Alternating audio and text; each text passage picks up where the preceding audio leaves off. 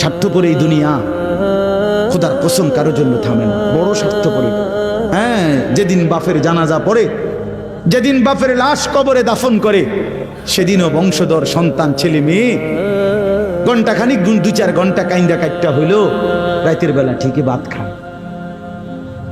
হ্যাঁ, পাশের ঘর থেকে খানা আনে, বাবারা ঠিকই খায়। স্বার্থপর দুনিয়া থামে না রে ভাই, থামে না দুনিয়া। ওই জন্য আমাদের কারোর জন্য থামবে না। তুমি আমি মরে গেলে শেষ। আবারও বলছি এই কথা, আমি মরে গেলে এরপরে পৃথিবী যত আধুনিকে হোক না কেন, আমার কি কথা বুঝছিনি? আমি মরার পরে যদি সবার ঘর স্বর্ণের বাড়ি হয়ে যায় তো আমার লাভ হইল কি? আমার মৃত্যুর পরে যদি সব মানুষ আধুনিক হইয়া সাঁদের দেশেও জায়গা, আমার ফায়দা কি? আমি তো না, আমি তো মরে গেলাম। যে কবরে চলে গেল সে কি আর ফিরে আসবে? আল্লাহ আমাদেরকে বুঝ দান করেন।